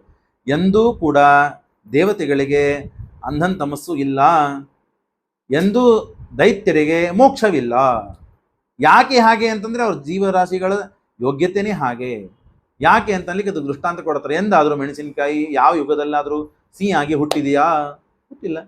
ಯಾಕೆ ಹುಟ್ಟುದಿಲ್ಲ? ಈ ಯುಗದಲ್ಲಿ ದೇವರು ಈ ವರ್ಷದಲ್ಲಿ ವಿಶ್ವಾವಸು ನಾಮ ಸಂವತ್ಸರದಲ್ಲಿ ಮತ್ತೇನಪ್ಪಾ ಅಂದ್ರೆ ಮೆಣಸಿನಕಾಯಿ ಸಿಹಿ ಹಾಕಿ ಮತ್ತೆ ಹುಟ್ಲಿ, ನಾವು ರೈತರು ಬೆಳೆಯೋಣ, ಮೆಣಸಿನಕಾಯಿ ಖಾರ ಆಗೋದು ಬೇಡ ಅನ್ಲಿಕ್ಕೆ ಸಾಧ್ಯವ? ಯಾವ ಯುಗದಲ್ಲಿ ಆದ್ರೂ ಸಾಧ್ಯವ? ಇಲ್ಲ. ಆ ಪದಾರ್ಥದ ಯೋಗ್ಯತೆ ಹಾಗಿರ್ತದೆ.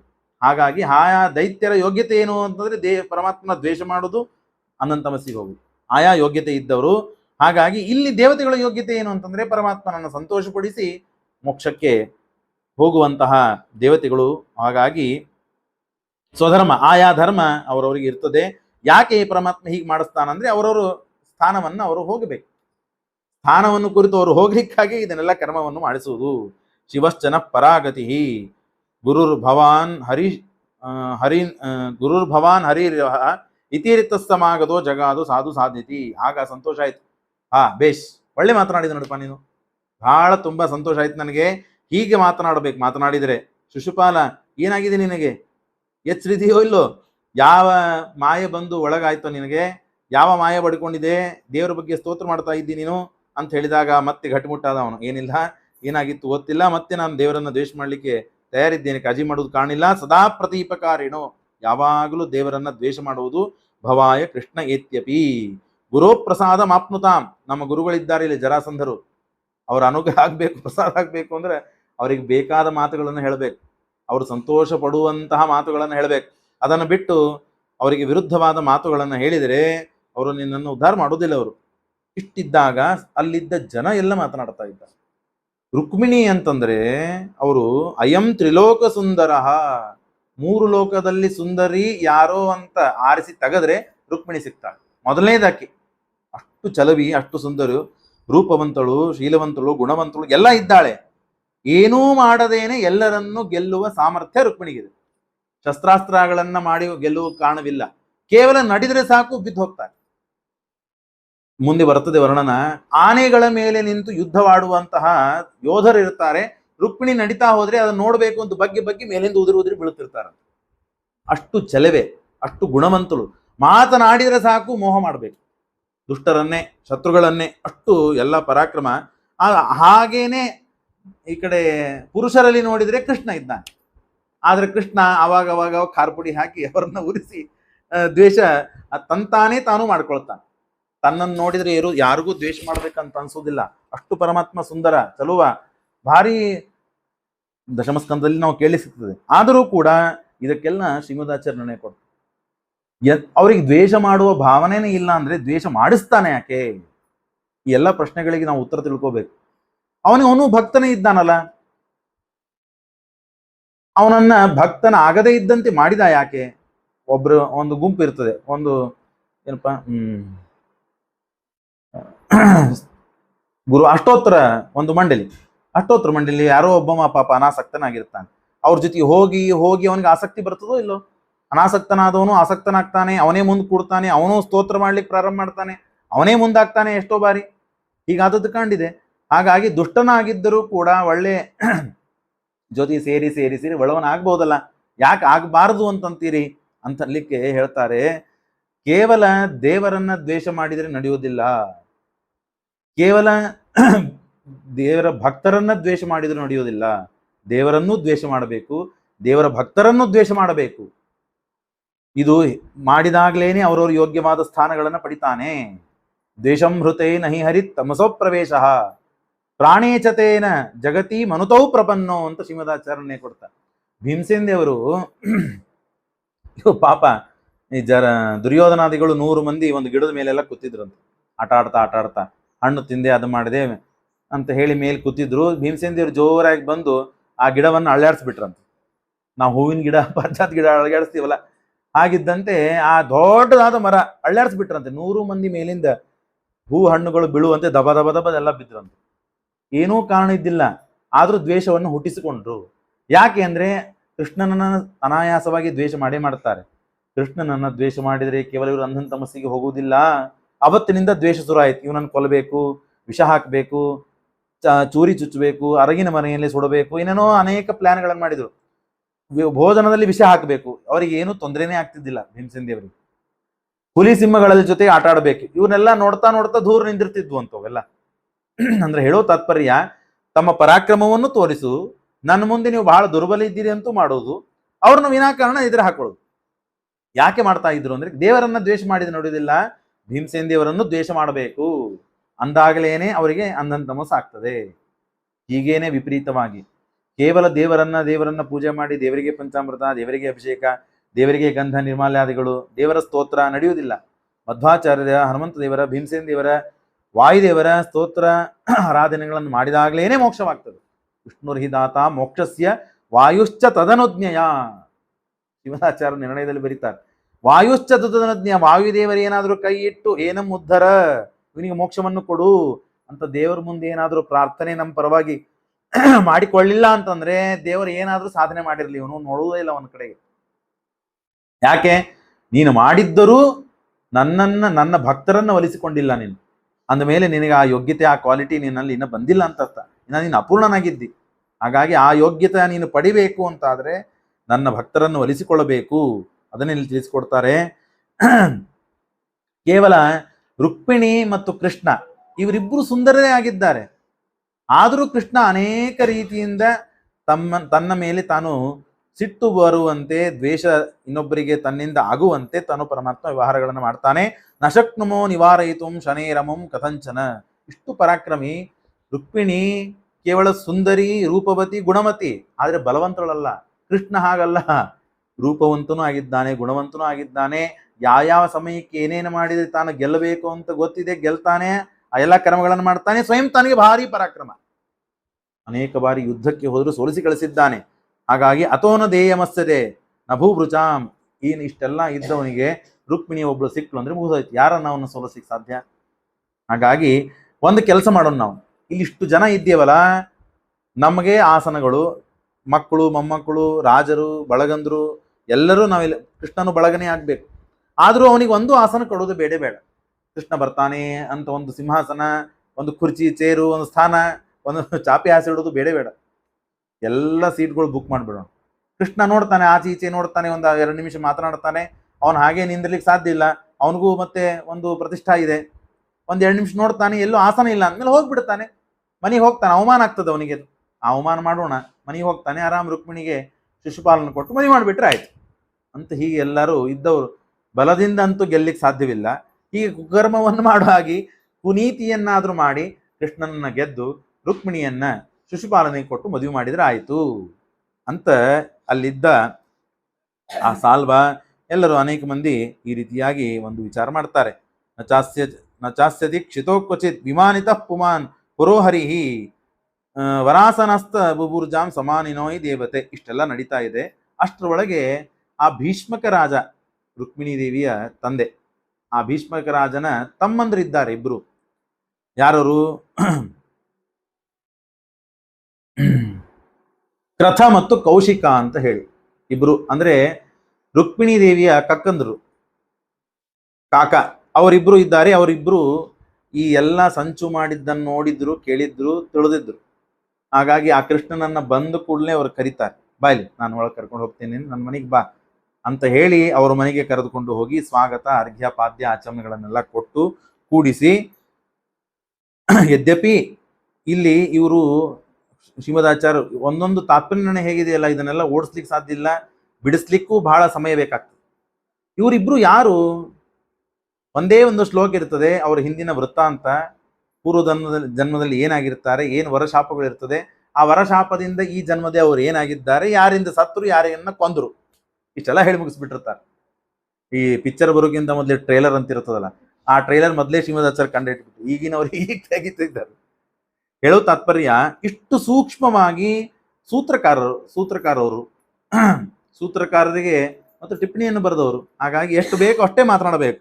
ಹಾಗಾಗಿ ಏನ್ ಮಾಡಿದ್ರು, ಆ ಭೀಷ್ಮಕ ರಾಜನ ತಮ್ಮಂದ್ರು ಯಾರವರು ಅಂದ್ರೆ ಪವಮಾನ ಮತ್ತು ಶುಂಧ್ಯ ಅಂತ ಹೇಳಿ ಇಬ್ರು ಅಗ್ನಿಗಳು, ಅಗ್ನಿಯ ಅವತಾರ. ಆದರೆ ಆವಾಗ ಇವರಿಗೆ ಯಾಕೆ ತಲೆ ಕೆಟ್ಟು ಹೋಗ್ತಿತ್ತು, ಯಾಕೆ ದ್ವೇಷ ಮಾಡ್ತಾ ಇದ್ರು, ಯಾಕೆ ಅಸೂಯೆ ಮಾತ್ಸರ್ಯಗಳು ಹುಡ್ತಾ ಇದ್ವು ಅಂತಂದ್ರೆ, ಇವರಲ್ಲಿ ರಾಹು ಆವೇಶವಾಗಿದ್ದ. ರಾಹು ಇವರಲ್ಲಿ ಆವೇಶವಾದದ್ದಕ್ಕಾಗಿ ಕೆಟ್ಟ ವಿಚಾರಗಳನ್ನ, ಕೆಟ್ಟ ಕರ್ಮಗಳನ್ನ ಮಾಡುವ ಸಾಧ್ಯತೆ ಇದೆ. ಯಾವಾಗ ನಾವು ಕೆಟ್ಟ ಕರ್ಮಗಳನ್ನು ಮಾಡ್ತೇವೋ ಆಗ ನಮ್ಮಲ್ಲಿ ಅಸುರರು ಪ್ರವೇಶವಾಗಿದೆ ಅಂತ ಅರ್ಥ. ಇದರಿಂದ ನಾವು ಅರ್ಥ ಮಾಡ್ಕೋ, ದೇವಾದಿ ದೇವತೆಗಳು, ಮಹಾರಾಜರು, ತಪಸ್ವಿಗಳು ದೇವರಲ್ಲಿ ಭಕ್ತಿ ಬರದೇ ಇದ್ದಂತೆ ಮಾಡ್ತಾರೆ. ಭಕ್ತಿ ಮಾಡೋರು ಇರ್ತಾರೆ, ಏನ್ ಮಾಡೋರಿದ್ದೀರಿ ಮಾಡಿ ಏನ್ ಮಾಡೋರಿದ್ದೀರಿ? ಭಕ್ತಿ ಪಾಠ ಕೇಳಿ ಏನ್ ಮಾಡೋರಿದ್ದೀರಿ? ಪ್ರವಚನ ಕೇಳಿ ಏನ್ ಮಾಡೋರಿದ್ದೀರಿ? ದೇವರ ಪೂಜಾ ಮಾಡಿ ಏನ್ ಮಾಡೋರಿದ್ದೀರಿ ಅಂತ ಹೇಳಿ ಮಾಡೋರನ್ನೂ ಬಿಡಿಸುವ ಸ್ವಭಾವ ಅವರಿಗೆ ಆ ದೈತ್ಯರು ಕೊಡ್ತಾರೆ. ಭಾಳ ನೋಡಿ ಬಿಡ್ರಿ, ನಿಮ್ದು ಪ್ರವಚನ ಕೇಳೋದು ಗೊತ್ತಿರ್ತೀರಿ, ಸುಮ್ಮನೆ ನಮಗೂ ಗೊತ್ತದ.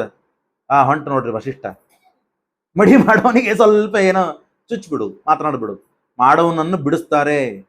ಹೀಗಿರ್ತದೆ ನಮ್ಮ ಸಮಸ್ಯೆ. ಹೇಗಿರ್ತದಂದ್ರೆ, ಅವರು ಮಾಡುವ ನಾಸ್ತಿಕರೇನಿರ್ತಾರಲ್ಲ, ಅವರು ಮಾಡುವ ಪ್ರಶ್ನೆಗಳಿಗೆ ಉತ್ತರ ಬರದೇ ಇದ್ದಂತೆ ನಮ್ಮಲ್ಲಿ ಅವಸ್ಥೆ ಇರ್ತದೆ. ಅವ್ರೇನೇ ಪ್ರಶ್ನೆ ಮಾಡಿದ್ರು ನಮ್ಮಲ್ಲಿ ಉತ್ತರ ಬರದೇನೆ ನಾವು ಅವರ ಅವಸ್ಥೆ ಏನಿರ್ತದಲ್ಲ ಆ ಅವಸ್ಥೆಯನ್ನು ನಾವು ಕೂಡ ಹೊಂದುವ ಪ್ರಸಂಗ ಬಂದ್ಬಿಡ್ತದೆ. ಹಾಗಾಗಿ ನಮ್ಮ ಶಾಸ್ತ್ರ ಹೇಳೋದೇನೆಂದ್ರೆ, ಹೆಚ್ಚು ಸಾಧ್ಯವಾದಷ್ಟು ಸಜ್ಜನರ ಸಂಗಮದಲ್ಲೇ ಇರಬೇಕು. ಮನಸ್ಸು ಎಷ್ಟು ಒಳ್ಳೆಯ ಕರ್ಮಗಳಲ್ಲಿ ಮಾಡುವ ಸಾಧ್ಯತೆ ಇದೆಯೋ ಅದಕ್ಕಿಂತ 100 ಪಟ್ಟು ಪಾಪಕರ್ಮದಲ್ಲಿ ಪ್ರೇರಿತವಾಗಲಿಕ್ಕೆ ಅದಕ್ಕೆ ಅವಕಾಶ ಇದೆ. ಯಾಕೆಂದ್ರೆ ಅಷ್ಟು ದುರ್ಬಲ ಇರ್ತದೆ. ಇದಕ್ಕೆ ಶ್ರೀಮದಾಚಾರ್ಯರು ಮಾತು ಹೇಳ್ತಾರೆ, ಒಳ್ಳೆಯದನ್ನು ಮಾಡಲಿಕ್ಕೆ ಮನಸ್ಸು ಗಟ್ಟಿಯಾಗಬೇಕು, ಕೆಟ್ಟದನ್ನು ಮಾಡಲಿಕ್ಕೆ ಯಾಕೆ ಬಹಳಷ್ಟು ಉದ್ಯುಕ್ತವಾಗ್ತದೆ ಅಂತಂದ್ರೆ, ಮನಸ್ಸಿಗೆ ನಾವು ಅನಾದಿ ಕಾಲದಿಂದ ಆ ಸಂಸ್ಕಾರಗಳನ್ನು ಕೊಟ್ಟಿದ್ದೇವೆ. ಮನಸ್ಸಿಗೆ ಈಗ ನಾವೇ ಇದ್ದೀವಲ್ಲ, ಈಗ ನಮಗೆ ಶುಗರ್ ಆಗಿದೆಯೋ ಇಲ್ಲೋ ಯಾರಿಗೋ, ಇಲ್ಲಿ ಅನೇಕ ಜನಕ್ಕೆ ಆಗಿರುತ್ತೆ. ತಿನ್ಬೇಡ್ರಿ ಅಂತ ಹೇಳ್ತಾರೆ, ಡಾಕ್ಟರ್ ಹೇಳ್ತಾರೆ, ಮನೆಯಾಗಿನ ಮಂದಿ ಹೇಳ್ತಾರೆ, ಬೈದ್ ಹೇಳ್ತಾರೆ, ಹತ್ತು ಹೇಳ್ತಾರೆ, ಬೈಸ್ಕೋತ್ರಿ ಎಲ್ಲ ಆಗ್ತದೆ. ಆದ್ರೂ ತಿಂತಿರೋ ಇಲ್ಲೋ? ಸ್ವಲ್ಪ ಇವತ್ತೊಂದ್ ದಿವ್ಸ ಅಕ್ಷಯ ತೃತೀಯ ಇದೆ, ಇವತ್ತು ದೇಶಪಾಂಡೆ ಅವ್ರ ಮನ್ಯಾಗ ಭಾಗವತ ಮಂಗಳಿದೆ, ಏನೋ ಒಂದು ಮಾಡಿ ಒಂದ್ ದಿವ್ಸ ತಗೊಳ್ಳಿದ್ವಿ. ಯಾಕೆ ಈ ಅಥವಾ ಅವ್ರು ಹೇಳಿ ಕೊಟ್ಟಾಗ ತಿನ್ನೋದಲ್ಲ, ಅವ್ರು ಇಲ್ದೇ ಇದ್ದಾಗೂ ನಾವು ಕದ್ದು ಮುಚ್ಚಿ ತಿಂದಿರ್ತೇವೆ. ಮನಸ್ಸಿಗೆ ಆ ಸಂಸ್ಕಾರ 50 ವರ್ಷ, 60 ವರ್ಷ, 30 ವರ್ಷದಿಂದ ನಾವು ಕೊಡ್ತಾ ಬಂದಿರ್ತೇವೆ. ನಾಲ್ಗಿ, ಮನಸ್ಸು, ಇಂದ್ರಿಯಗಳು ಕೇಳುವುದಿಲ್ಲ, ಅದನ್ನು ಮಾಡಬೇಕು ಅಂತ ನಮಗೆ ಆಗ್ಬಿಡ್ತದೆ. ಒಂದು ಜನ್ಮದಲ್ಲಿ ಇದ್ದ ಸಂಸ್ಕಾರವೇ ಇಷ್ಟು ಗಟ್ಟಿ ಇರ್ತದೆ ಅಂದಮೇಲೆ ಅನಾದಿ ಕಾಲದಿಂದ ಆ ಮನಸ್ಸಿಗೆ ಸಂಸ್ಕಾರ ಕೊಟ್ಟು ಆ ಜೀವ ತಾನು ಆ ಸಂಸ್ಕಾರ ಪಡೆದ ಮೇಲೆ ಆ ಎಲ್ಲ ಕೆಟ್ಟ ಕರ್ಮಗಳು ಸ್ವಲ್ಪ ಆಸ್ಪದ ಸಿಕ್ಕರೆ ಸಾಕು ಆ ಮನಸ್ಸು ಮಾಡ್ಲಿಕ್ಕೆ ಪ್ರಾರಂಭ ಮಾಡಿಬಿಡ್ತದೆ. ಕೆಟ್ಟ ವಿಚಾರಗಳನ್ನ, ಕೆಟ್ಟ ಕರ್ಮಗಳನ್ನ, ಕೆಟ್ಟದ್ದನ್ನ ಏನೇ ಆದರೂ ಮನಸ್ಸು ಮಾಡಿಬಿಡ್ತದೆ. ಅದು ಒಳ್ಳೇದನ್ನ ಮಾಡ್ಲಿಕ್ಕೆ ಅಷ್ಟಾಗೋದಿಲ್ಲ. ಮಹಾತ್ಮರಿಗೆ ಮಾತ್ರ ಒಳ್ಳೇದನ್ನ ಬಿಟ್ಟು ಕೆಟ್ಟದ್ದನ್ನ ಮಾಡೋದು ಯಾವಾಗೋ ಒಮ್ಮೆ ಆಗ್ತದೆ. ಹೇಗೆ ನಾವು ಒಳ್ಳೆಯದನ್ನು ಯಾವಾಗೋ ಒಮ್ಮೆ ಮಾಡುವ ಪ್ರಸಂಗ ಇರ್ತದಲ್ಲ, ಹಾಗೆ ಅವ್ರು ಕೆಟ್ಟದ್ದನ್ನು ಯಾವಾಗೋ ಮಾಡುವ ಒಂದು ಪ್ರಸಂಗ ಬರ್ತಿರ್ತದೆ. ಯಾಕೆ? ಸಂಸಾರದಲ್ಲಿ ಇದ್ದಾರೆ, ಅವ್ರಿಗೂ ಕಾಮಕ್ರೋಧಾದಿಗಳಿವೆ, ಜಡ ದೇಹ ಇದೆ, ಸತ್ವಾತ್ಮಕವಾದಂತಹ ದೇಹ ಇದೆ. ಆದ್ರಿಂದ ಅದರ ಪ್ರಭಾವ ಆಗಬೇಕು, ಆಗಿದೆ ಅಂತ ತೋರಿಸಬೇಕು, ತೋರಿಸ್ತಾನೆ ದೇವರು ಅಂತ ಶ್ರೀಮದಾಚಾರ್ಯ ನಿರ್ಣಯ ಕೊಡ್ತಾರೆ. ಇದರ ಮೇಲೆ ನಾವು ಏನು, ಯಾರ ಯೋಗ್ಯತೆ ಇದೆ, ನಾವು ಏನಿದ್ದೇವೆ ಅಂತ ಅನ್ನೋದನ್ನ ಅರ್ಥ ಮಾಡ್ಕೊಳ್ಬೇಕು. ನಾವೇನು ಮಹಾತ್ಮರು ಅಂತ ತಿಳಿದು ಬಿಟ್ಟಿರ್ತೇವೆ. ಒಂದು 4 ದಿವಸ, 1 ವರ್ಷನೋ 2 ವರ್ಷನೋ ಏನೋ ದೇವರು, ಪೂಜಾ, ಗಂಟಿ, ಶಬ್ದ ಇವೆಲ್ಲ ಕೇಳಿದ್ದಕ್ಕೆ ಏನೋ ಆಗ್ಬಿಟ್ಟಿರ್ತದೆ ನಮಗೆ. ಅದೆಲ್ಲ ಏನೋ ಅವಸ್ಥೆ ಅನಂತ ಜನ್ಮಗಳಿಂದ ಮಾಡುವ ಸಾಧನೆಯಿಂದ ಇವೆಲ್ಲ ಸೌಭಾಗ್ಯ ಸಿಗ್ತದಿಲ್ಲ, ಸಿಗೋದಿಲ್ಲ ಅಂತ ನಾವು ಕೇಳಲಿಕ್ಕೆ ಶ್ರೀಮದಾಚಾರ್ಯ ಹೇಳ್ತಾರೆ. ಅಂದಮೇಲೆ ಪ್ರಣಮ್ಯ ಪಾದ ಪದ್ಮಯೋ, ಒಳಗೆ ಕರ್ಕೊಂಡು ಹೋಗಿ ಕೃಷ್ಣನಿಗೆ ನಮಸ್ಕಾರ ಮಾಡ್ತಾನೆ. ಮೊದಲಿಗೆ ಭೀಷ್ಮಕ ರಾಜ ದೊಡ್ಡವನು, ಭೀಷ್ಮಕ ರಾಜನ ತಮ್ಮಂದ್ರು, ನಾನು ವಾಚಿಲ್ಲ, ಭೀಷ್ಮಕ ರಾಜನ ತಮ್ಮಂದ್ರು ಕೃಥ ಕೌಶಿಕರು. ಆ ತಮ್ಮಂದರಾಗಿದ್ದರು ದೊಡ್ಡ, ಯದ್ಯಪಿ ಕೃಷ್ಣನಕ್ಕಿಂತ ಹಿರಿಯರು, ಆದರೂ ಆ ಕೃಷ್ಣನ ಪ್ರಭಾವ, ಅವನ ಮಹಾತ್ಮ್ಯ, ಅವನ ಗುಣಗಳು ಅದನ್ನು ನೋಡಿ, ಆ ಪರಮಾತ್ಮನ ರೂಪಲಾವಣ್ಯಗಳನ್ನು ನೋಡಿ ನಮಸ್ಕಾರ ಮಾಡಿ ಯೋಗ್ಯವಾದ ಆಸನದಲ್ಲಿ ಕೂಡಿಸಿ ಅವನಿಗೆ ಎಲ್ಲ ಕಿವಿ ಮಾತುಗಳನ್ನು ಹೇಳ್ತಾನೆ. ಕೃಷ್ಣ ಸರ್ವಜ್ಞ, ಯದ್ಯಪಿ ಎಲ್ಲ ಗೊತ್ತಿದೆ. ಇಷ್ಟರೊಳಗೆ ಏನಾಗಿದೆ ಅಂದ್ರೆ, ಆಚೆ ಇಂದ್ರನ ಒಬ್ಬ ಶಿಷ್ಯ, ಇಂದ್ರನ ದೂತ, ಇವರೆಲ್ಲ ಈ ಕಡೆ ಸಂಚು ಹಾಕ್ತಾ ಇದ್ದಾರೆ, ವಿಚಾರ ಮಾಡ್ತಾ ಇದ್ದಾರೆ, ಕೆಟ್ಟ ವಿಚಾರಗಳನ್ನು ಮಾಡ್ತಾ ಇದ್ದಾರೆ. ಕೃಷ್ಣ ಬಂದಾಗ ಅವನಿಗೆ ಆಸನ ಸಿಗದೇನೆ ಅವಮಾನಿತನಾಗಿ ಅವನು ಬಿಟ್ಟು ಹೋಗಬೇಕು. ಅವನು ಬಿಟ್ಟು ಹೋದಾಗ ರುಕ್ಮಿಣಿಯನ್ನ ಕೊಟ್ಟು ಶಿಶುಪಾಲನಿಗೆ ವಿವಾಹ ಮಾಡಬೇಕು ಅಂತ ವಿಚಾರ ಮಾಡಿದ್ದಾರೆ. ಮೊದಲಿಗೇನು, ಅವನಿಗೆ ಅವಮಾನ ಆಗಬೇಕು. ಆಗ ಇಂದ್ರನ ದೂತ ಇಂದ್ರ ಹೇಳಿ ಕಳಿಸಿರ್ತಾನೆ ತನ್ನ ದೂತನಿಗೆ, ಅಲ್ಲಿ ಯಾರು ಏನು ವಿಚಾರ ಮಾಡ್ತಾ ಇದ್ದಾರಲ್ಲ ಮಧ್ಯದಲ್ಲಿ ಹೋಗು, ಇಂದ್ರ ಈ ಮಾತು ಹೇಳಿ ಕಳಿಸಿದ್ದಾನೆ ಅಂತ ಹೇಳು. ಏನು ಆ ಮಾತು ಅಂದ್ರೆ, ಕೃಷ್ಣನಿಗೆ ಏನಾದರೂ ಅವಮಾನ ಆಯಿತು ಅಂತಂದ್ರೆ ನಾನು ನಿಮ್ಮನ್ನು ಸುಮ್ಮನೆ ಬಿಡುವುದಿಲ್ಲ, ನಾನು ವಜ್ರಾಯುಧ ಪ್ರಹಾರ ಮಾಡಿ ನಿಮ್ಮನ್ನು ಕೊಂದೇ ಹಾಕ್ತೀನಿ ನಾನು. ಜರಾಸಂಧ ಇಂದ್ರನಿಗೆ ಅನೇಕ ಬಾರಿ, ಜರಾಸಂಧನ ಪರಾಕ್ರಮ ಬಹಳ, ಆದರೂ ಜರಾಸಂಧ ಸುಮ್ಮನಾಗ್ತಾನೆ. ಇಂದ್ರನ ಮಾತು ಕೇಳಿ ತಾನು ಗಪ್ಪಾಗ್ತಾನೆ. ಯಾಕೆಂದ್ರೆ ಜರಾಸಂಧ ಒಂದು ಮಾತು ಹೇಳ್ತಾನೆ, ಪುರಾಭಿಭೇತಿ, ನಾವು ಮೂಲ ರೂಪ ಇದ್ದಾಗ ದೇವತೆಗಳಿಗೆ ಹೇಗೆ ಮೂಲ ರೂಪ ಇದೆಯೋ ಹಾಗೆ ವಿಪ್ರಚಿತ್ತಿ, ಇವನು ಕಾಲನೇಮಿ, ವಿಪ್ರಚಿತ್ತಿ, ಅನೇಕ ದೈತ್ಯರು ಭೂಮಿಯಲ್ಲಿ ಕೃಷ್ಣ ಅವತಾರ ಮಾಡಿದ್ದಾನೆ, ದೇವತೆಗಳು ಅವತಾರ ಮಾಡಿದ್ದಾರೆ ಅಂದ ಮೇಲೆ ಒಳ್ಳೇದಕ್ಕಾಗಿ ಮಾಡಿರ್ತಾರೆ ಅಂದಮೇಲೆ ಅವರಿಗೆ ನಾವು ಘಾತ ಮಾಡಬೇಕು, ಪ್ರತಿಘಾತ ಮಾಡಬೇಕು, ಅವ್ರ ವಿರುದ್ಧ ನಾವು ನಿಂದಿರಬೇಕು ಅಂತ ಹೇಳಿ ತಾವು ಅವತಾರ ಮಾಡಿ ಬಂದಿದ್ದಾರೆ. ಮೂಲ ರೂಪದಲ್ಲಿ ನಾವು ಅವರನ್ನೆಲ್ಲ ಸೋಲಿಸ್ತೇವೆ. ಆಗ ದೇವರನ್ನು ಹೋಗಿ ಪ್ರಾರ್ಥನೆ ಮಾಡಿ ಆ ರೂಪ ಈ ರೂಪ ದೇವರು ತಾಳ್ತಾನೆ. ಹಾಗಾಗಿ ನಮಗೆ ಅವರನ್ನ ಗೆಲ್ಲುವ ಶಕ್ತಿ ಇದ್ದರೂ ಈಗ ನಾವು ಅವತಾರ ಮಾಡಿದ್ದೇವೆ, ಕೃಷ್ಣ ಮಹಾಬಲಿಷ್ಠ. ಹಾಗಾಗಿ ಇಂದ್ರನ ಮಾತನ್ನು ನಾವು ಉಲ್ಲಂಘನೆ ಮಾಡಿದ್ವಿ, ಆ ದೂತನ ಮಾತನ್ನು ನಾವು ಕೇಳಲಿಲ್ಲ ಅಂತಂದ್ರೆ ನಾವು ಸೋತ್ ಹೋಗ್ತೇವೆ, ಸತ್ತು ಹೋಗ್ತೇವೆ ಕದಾಚಿತ್. ಹಾಗಾಗಿ ನಾವು ಈ ಮಾತನ್ನ ತಿರಸ್ಕರಿಸುವುದು ಬೇಡ ಅಂತ ಸುಮ್ಮನಾಗ್ತಾರೆ. ಅದನ್ನ ಹೇಳ್ತಾರೆ, ಪುರಾ ಬಿಭೇತಿ ನಸ್ಸದ ಪ್ರತಿಸ್ಮ ವಾಸವಃ. ಈಗ ಸೊಕ್ಕು ಬಂದಿದೆ ಇಂದ್ರನಿಗೆ, ಕೃಷ್ಣ ಇದ್ದಾನಲ್ಲ ಬೆಂಬಲ, ಏನೇ ಆದ್ರು ಅಂತ ಹೇಳಿ ಆ ಇಂದ್ರನ ದೂತನ ಮಾತನ್ನು ಕೇಳಿ ಗಪ್ಪ ಆಗ್ಬೇಕಾಗ್ತದೆ, ಏನು ಮಾತನಾಡೋದಂತೆ ಆಗ್ತದೆ. ಅದೃಶ್ಯ ಏವ ದೇವರಾಟ್ ಯದಿಸ್ಮ ವಜ್ರಮುಚ್ರಯೇ ಅಂತ ಪುರಾ ದಿವಿಸ್ಥಿತಸ್ಯ ಪ್ರವರ್ಧನೆ ವಯಂ ಕ್ಷಮಾ. ನಾವು ಭಾರಿ ಶಕ್ತಿಶಾಲರಾಗಿದ್ವಿ, ಈಗ ಏನ್ ಮಾಡಬೇಕು, ಅವತಾರ ಮಾಡಿದ್ದೇವೆ. ಸುರೇಂದ್ರ ವಜ್ರ ತಾಡಿತಃ ಬಭೂವ ಕುಕ್ಷಿಗಾಯಿತ. ನಾವು ರಾಮಾಯಣದಲ್ಲಿ ಕಥೆ ಕೇಳ್ತೇವೆ. ಕಬಂಧ ಅಂತ ಒಬ್ಬ ದೈತ್ಯ, ಅವನಿಗೆ ವರ ಇತ್ತು, ಎಲ್ಲ ಇತ್ತು, ಅದ್ರ ಕಥೆ ಭಾಳ ಹೇಳೋದಿಲ್ಲ. ಅವನಿಗೇನು ಅಂತಂದ್ರೆ ತಲೆ ಹೊಟ್ಟೆಯಲ್ಲಿ ಬಂದ್ಬಿಟ್ಟಿದೆ. ಅವನು ಹೊಟ್ಟಿಂದಲೇ ತಿನ್ನಬೇಕು, ತಿಂದ ಮೇಲೆ ಹೊಟ್ಟಿಗೆ ಹೋಗುದಲ್ಲ, ತಿನ್ನುವುದು ಬಾಯಿ, ಕಣ್ಣು, ಮೂಗು, ಕಿವಿ, ತಲೆ ಇರುವುದೆಲ್ಲ ಹೊಟ್ಟೆಯಲ್ಲೇ. ಒಂದು ಮೇಲೇನು ಅಂದ್ರೆ ಇಷ್ಟೇ, ಈ ಭಾಗ ಇಲ್ಲೇ ಇಲ್ಲ. ಈ ಇಂದ್ರ ವಜ್ರಾಯುಧದಿಂದ ಅವನ್ನ ತಲೆಗೆ ಬಡದಿದ್ದ, ಹಾಗಾಗಿ ಆ ತಲೆ ಅಂದ್ರೆ ಈ ಮೇಲಿಂದು ಒಳಗಡೆ ಹೋಗ್ಬಿಟ್ಟಿತ್ತು. ಅವನಿಗೆ ಕಬಂಧ ಅಂತ ಹೆಸರು. ಅವನೇನ್ ಮಾಡ್ತಾ ಇದ್ದ, ಹೋಗುವಾಗ ಯಾರೇ ಕೈ ಅಲ್ಲಿ ಸಿಗಲಿ, ಅವನಿಗೆ ಕೈ ಇತ್ತು, ಅವನಿಗೆ ಕೈಯಲ್ಲಿ ಸಿಗಲಿ ಅವನ ಹೊಟ್ಟೆಯಲ್ಲಿ ಹಾಕೊಂಡ್ಬಿಡ್ತಿದ್ದ. ರಾಮ ಲಕ್ಷ್ಮಣರು ಸಿಕ್ಕರು, ಆವಾಗ ರಾಮ ಲಕ್ಷ್ಮಣ ಅವನು ಸಂಹಾರ ಮಾಡಿದ್ರು ಅಂತ ಕಥೆ ರಾಮಾಯಣದಲ್ಲಿ ನಾವು ಕೇಳ್ತೇವೆ. ಆ ಕಬಂಧನ ಅವಸ್ಥೆ ನಮಗೆ ಹೇಗೆ ಬಂದಂತ ರಾಮಾಯಣದಲ್ಲಿ ಕೇಳಿ ಸಿಗ್ತದಲ್ಲ, ರಾಮಾವತಾರದಲ್ಲಿ ಆ ಅವಸ್ಥೆ ನಮಗೆ ಬರಬಾರದು. ಇಂದ್ರ ವಜ್ರಾಯುಧ ಬಿಡ್ತಾನೆ, ಪ್ರಹಾರ ಮಾಡ್ತಾನೆ ಅಂತ ಹೇಳಿ ಎಲ್ಲರೂ ಗಪ್ಪಾದ್ರು, ಅಂಜಿ ಗಾಬರಿ ಆದ್ರು ಅಂತ ನಮಗೆ ಕೇಳಲಿಕ್ಕೆ ಸಿಗ್ತದೆ. ಕೃಷ್ಣನ ಚರಿತ್ರೆ, ರುಕ್ಮಿಣಿಯ ಸ್ವಯಂವರ ಅತಿ ಶ್ರೇಷ್ಠವಾದದ್ದು. ಅದನ್ನು ಕೇಳುವುದೇ ಒಂದು ದೊಡ್ಡ ಸೌಭಾಗ್ಯ ಹೇಳೋದು. ಹಾಗಾಗಿ ಅದನ್ನು ಇನ್ನು ನಾಳೆ ನಾಡಿದ ದಿವಸ 2 ದಿವಸ ಕೇಳೋಣ ಅಂತ ಹೇಳ್ತಾ ಇವತ್ತಿನ ಭಾಗವನ್ನು ಮುಗಿಸೋಣ. ಶ್ರೀಕೃಷ್ಣ ಅರ್ಪಣಮಸ್ತು. ಯಸ್ಸರ್ವಗುಣ ಸಂಪೂರ್ಣ ಸರ್ವದೋಷ ವಿವರ್ಜಿತ ಪ್ರಿಯತಾಂ ಪ್ರೀತಯೇ ವಾರಂ ವಿಷ್ಣೋರ್ಮೇ ಪರಮಸ್ಪೃಹತ ನಾಮಕರ್ತ ಹರಿ.